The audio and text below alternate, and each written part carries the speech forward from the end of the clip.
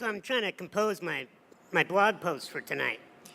And I'm thinking, this sounds really believable, that I went to prison and hugged a bunch of really nice prisoners while a DJ Busy threw on some records and Richard Branson told me where I can score some free heroin.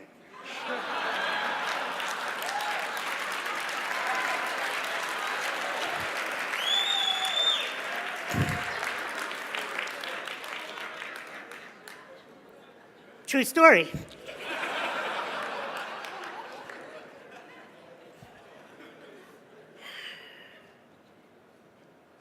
Lesson number 1.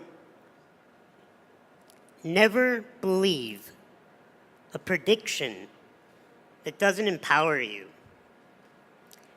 When I was born, the doctors told my parents that I would be dead within the first 24 hours of my life. 35 years later, all those doctors are dead.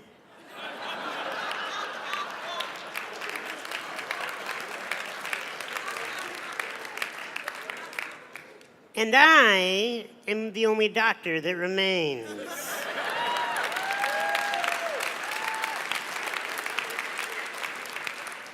Never believe a prediction that doesn't empower you.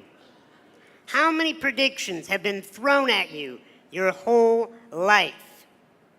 If you believe predictions that do not empower you, you will wither away and die. Either physically die or your spirit will die as you just walk around the world like a carcass that is just following the masses. You will be given a lot of titles in your life. You will be told so many different things. You must only listen to that which empowers you. I have a belief that has served me in my life, and that is that everyone is rooting for me to win, even those that do not know it. And I am not here today to tell you that I have had adversity in my life, and so therefore I know what you're going through. I don't have a clue what any of you are going through in your lives. I did not grow up in your neighborhoods, more than likely. I did not have your set of parents, nor do I live in your body. I have not had the events that you've had happen to you. I can tell you I'm only an expert on one thing, and that's how to be me. And I do it well.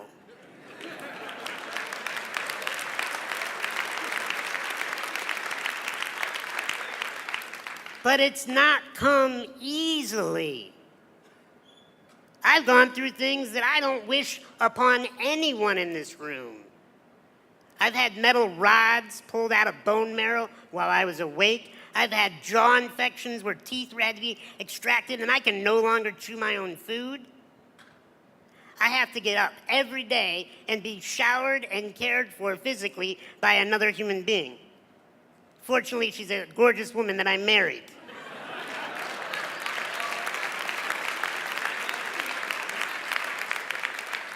I get stared at everywhere I go, and the moment people meet me, if they don't know a thing about my resume, they automatically, just by the human nature, think to themselves, oh, it must be so difficult to be that man. If somebody pities me, they're wasting their time.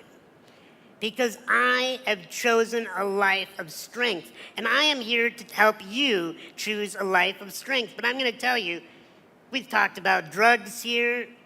You know what the worst drug to ever hit the human race is? Pity. The moment you feel sorry for another person, or the moment you feel sorry for yourself, you're hosed.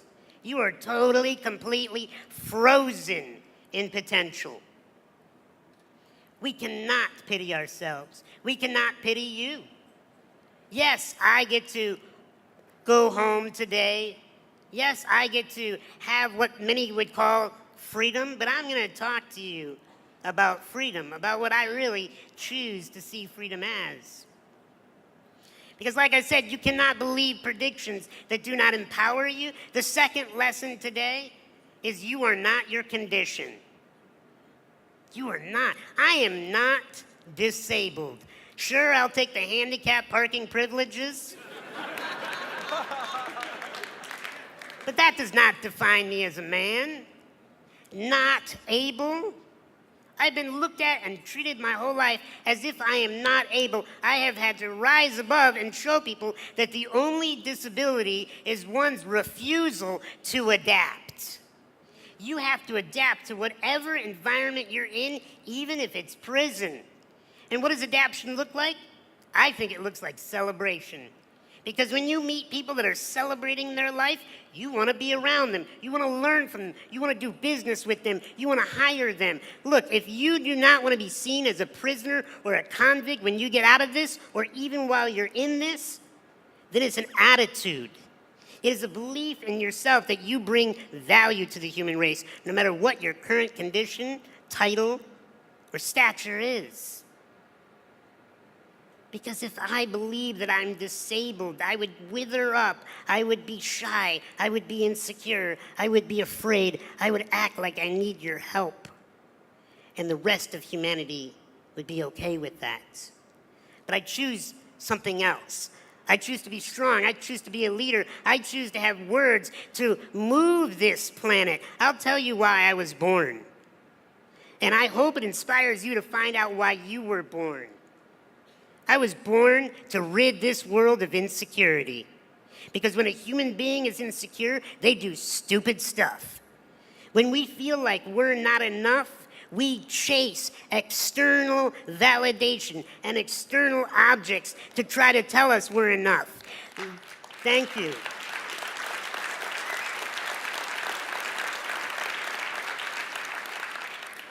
You are enough. I'll tell you, I made a pledge as a therapist to love all human beings no matter what they've done. Because deep down inside, I've found that every human being just wants to be loved. Even if they're tough, even if they're scary, even if they're vicious, you get them in the right position at the right time, they'll tell you the truth. They just want to be loved. You know who they want the love from the most? Not their moms, not their dads, not their wardens, none of these people. They want to be able to look in the mirror and love themselves. And if you can figure that out, then you're going somewhere.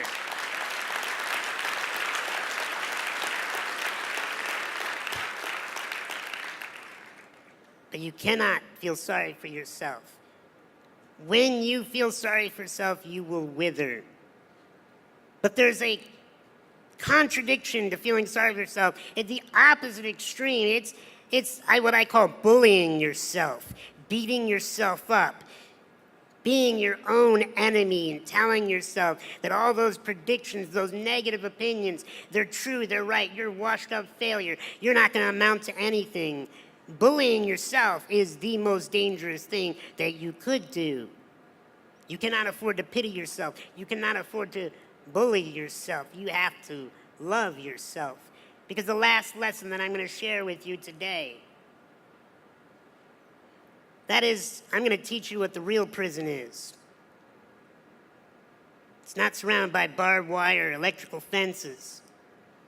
The real prisons do not have guards.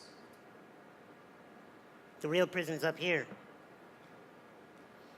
And we all got it. We all have a mind that chatters, so often won't stop chattering. Do you know where your salvation is? It's not outside these walls. I've met so many people that are so extremely successful and famous that are in prison because they're stuck in their minds, bullying themselves, pitying themselves. True freedom is dropping down out of that mind. And what my wife has taught me is drop into your heart, into mastering this beating thing that is more than just sending blood to the extremities. What is it doing? It's sending emotional possibilities, infinite possibilities of choice in our behavior, in our life, in our attitude. When you love yourself, whether you're sleeping on a prison cot or in a mansion Whether you have food in your belly or you don't know when your next meal is coming, when you love yourself, when you learn to master your emotions, then and only then are you free. I love you, each and every one of you, and I wish you freedom within these walls. God bless.